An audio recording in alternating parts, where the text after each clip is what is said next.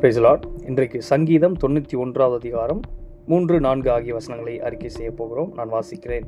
அவர் உன்னை வேடனுடைய கண்ணிக்கும் பாழாக்கும் கொள்ளை நோய்க்கும் தப்புவிப்பார். அவர் தமது சிறகுகளாலே உன்னை மூடுவார். அவருடைய செட்டைகளின் கீழே அடைக்கலம் புகுவாய். அவருடைய சத்தியம் உனக்கு பரிசையும் கேடகமும் ஆகும். ஆமென். நாம் அறிக்கை செய்வோம். கர்த்தர் என்னை வேடனுடைய கண்ணிக்கும் பாழாக்கும் கொள்ளை நோய்க்கும் தப்புவிப்பார். அவர் தமது சிறகுகளாலே என்னை மூடுவார். அவருடைய சட்டைகளின் கீழே அடைக்கலம் புகுவேன். அவருடைய சத்தியம் எனக்கு பரிசையும் கேடகமும் ஆகும். மறுபடியும் சொல்லுவோம். கர்த்தர் என்னை வேடனுடைய கண்ணிக்கும் பாழாக்கும் கொள்ளை நோய்க்கும் தப்புவிப்பார். அவர் தமது சிறகுகளாலே என்னை மூடுவார். அவர் சட்டைகளின் கீழே அடைக்கலம் புகுவேன்.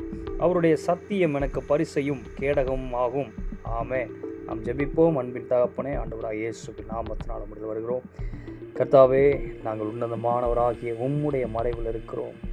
கர்த்தாவே, உம்முடைய நிழலில் நாங்கள் இருக்கிறோம். ஆகையால் எந்த தீங்கும் எங்களை அணுக முடியாது என்று சொல்லுகிறோம். தேவாவியானவர் இதை அறிக்கை செய்த ஒவ்வொருவருக்கும் துணையாளராக இருந்து மறைவிடமாக இருக்கிறீர். அதற்காக உமக்கு ஸ்தோத்திரம். அறிக்கை செய்த ஒவ்வொருவருக்கும் இந்த வார்த்தை பலிக்கட்டும். இந்த நாள் முழுவதும் உடைய ஆளுகை பிரசனம் இருந்ததற்காக உமக்கு நன்றி செலுத்துகிறோம். இந்த இரவையும் ஆண்டு கொள்ளுங்க. இந்த இரவு முழுவதும் உடைய பிரசனம் தாங்கட்டும் ஜெபிக்கிறேன். கர்த்தாவே, உம்முடைய கிருபை தாங்கட்டும் ஜெபிக்கிறேன். ஒவ்வொருவரையும் இரத்த கோட்டைக்குள்ளே மறைத்துக் கொள்ளுவீராக. தேவையற்ற எல்லா சொப்பனங்களுக்கும் விலக்கி பாதுகாத்துக் கொள்ளுங்க. இன்பமான நித்திரையை ஒவ்வொருவரும் கொடுங்க ஆண்டவரே. கர்த்தாவே, கவலைகளோடு பாரங்களோடு சுகவீனத்தோடு பலவீனத்தோடு இருக்கிறவர்களை கர்த்தாவை நினைக்கிறோம்.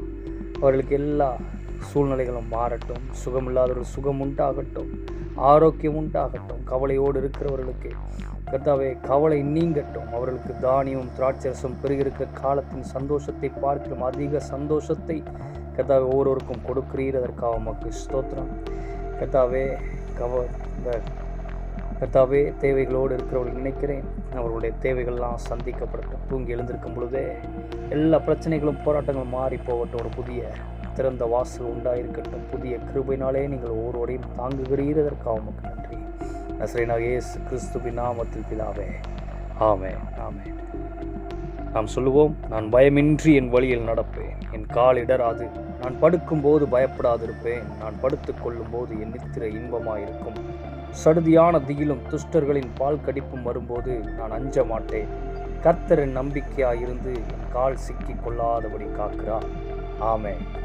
God bless you.